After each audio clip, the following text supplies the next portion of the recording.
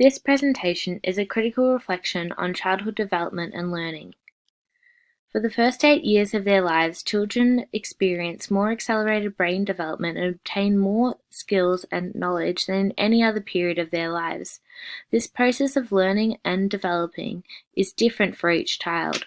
For the majority of children, by the time they begin school, key communication, learning, thinking skills, and the ability to build and maintain strong relationships and a sense of identity is grown. These skills form the basis of their learning at school and throughout the rest of their lives. It is best to consider their full circumstances. This entails 4 basic child development factors: nature, nurture, existing conditions for the child, and the child's own activity. To fully grasp these characteristics, the 3 focus domains of development will be analyzed alongside the developmental periods. Through infancy, the development and learning characteristics are most profound. Many name these the most important years of development. For no other time in life do we see physical maturation so rapid as during the period from birth to toddlerhood. Emotional, social connections form around a baby's dependency on others, with little to no communication but their distinctive cry. Throughout the first weeks, where the baby or caregiver smile warmly to one another, the baby develops attachment and comfort towards the novelty and sameness of the caregiver. The primary learning for the child throughout this period stems around the coordination and integration of gross motor and fine motor activities with sensory perceptions. Sensory experiences throughout movement and manipulation of objects in the environment enhances learning. As newborns want to know everything, this intellectual curiosity drives their exploration of the world through all their senses. This exploration, however, can only fully flourish with a sense of security. Otherwise, uneasiness or fear can cause limitations and at times prompt withdrawal. Their understanding of language develops alongside the language spoken by the family members and caregivers. Infants begin to build their understanding of different terms through concrete experiences such as the sensation of eating a cake, taking a warm bath, or being graced with warm smiles and laughter from familiar faces. Throughout early childhood, children in their preschool years refine their fine motor and gross motor skills and become more coordinated, enabling them to carry out daily life activities with more independence. This in turn enhances their sense of identity as their world expands around them. They encompass interests and involvement with others external to the family unit. Language skills are refined as children learn new words, communication rules, and begin to understand syntax. Throughout these physical and cognitive changes are high levels of energy which stimulate creativity, fantasy, and play. It is through these years that theorists such as Rudolf Steiner believe that children benefit most from learning through play. As an early childhood educator, it is important to not diminish these sparks of energy, but to gently guide them through access to storybooks and academic materials without completely dwindling their unstructured free time. Through exploration of the environment and of others, young children begin to understand themselves and the world around them, setting them up for the next stage of middle childhood. In middle childhood, children have progressed in their physical, cognitive, and socio-emotional skills, and they begin formal training in structured school systems. They are enthusiastic learners, as their minds are open to a variety of new and exciting ideas. They are given more responsibility, as they are able to give sustained attention to real-world activities and gain a greater understanding of customs, tools, knowledge of their community and their culture. In terms of physical development, their gross motor and fine motor skills are refined to the point at which many children become proficient in their athletic skills. In terms of cognitive development, children learn the skills to read and write, apply rules in games and sports, use and understand computer technology, and begin to gain an understanding of what is expected of them, and usually follow this through.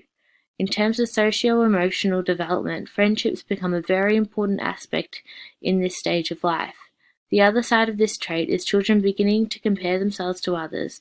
This may be those who appear to have more friends, get picked for sports teams, or the children themselves may feel behind in their learning due to a later development of cognitive understandings.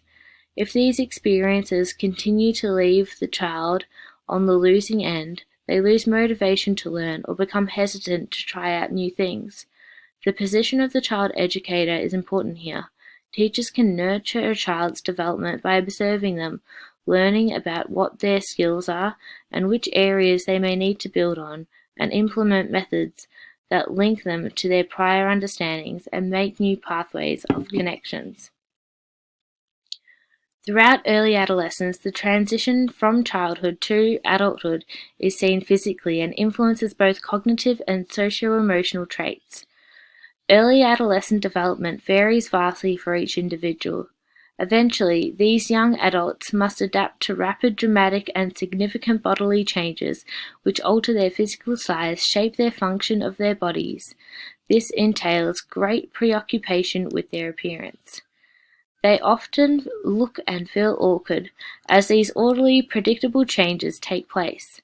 As their cognitive development moves from that of middle childhood to higher order level of reasoning, they are capable of abstract thought and complex logical reasoning, as they can hypothesize and apply the principle of logic to situations never encountered before. This entails society accelerating their expectations on young adults, which are not always easy to meet. At this age, adolescence begins to gain independence and they think for themselves, which often shakes and challenges the existing order to which they may question for improvement. It is important for adolescents to be encouraged by their teachers to follow what inspires them and their interests.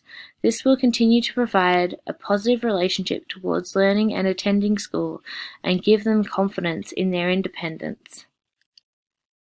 There are a number of diverse theoretical perspectives on development and learning, as all professionals establish their sets of beliefs, which essentially shape their practice.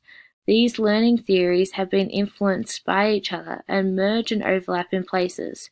There is no set theory which is right, and in a sense they all are. Each focus on different aspects of child development, yet one does not explain all of these. This table here demonstrates aspects of important theories of development and learning by looking at Erikson's framework for development turning points alongside Kohlberg's theory of moral development with the basic social developments and basic physical and gross motor and skill developments of children from birth to 12 years of age.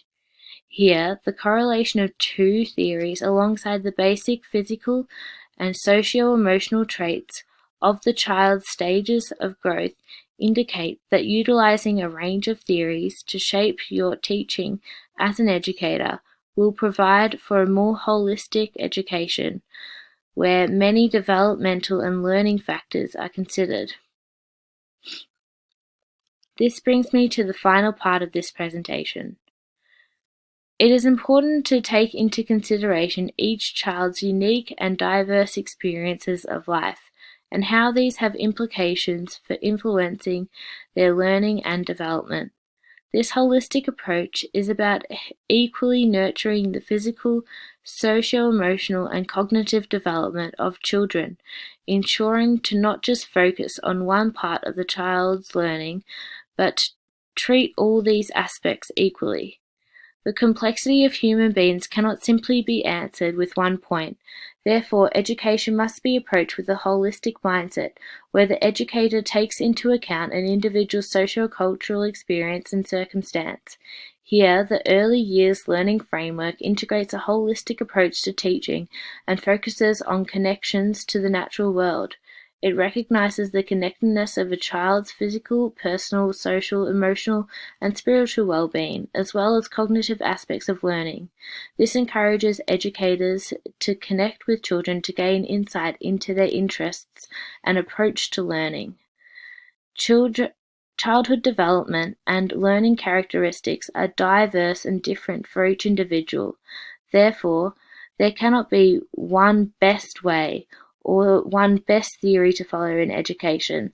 As each child is their own unique being, It is the educator's job to best understand the child and lead them in the direction that will be most beneficial for their learning and their development.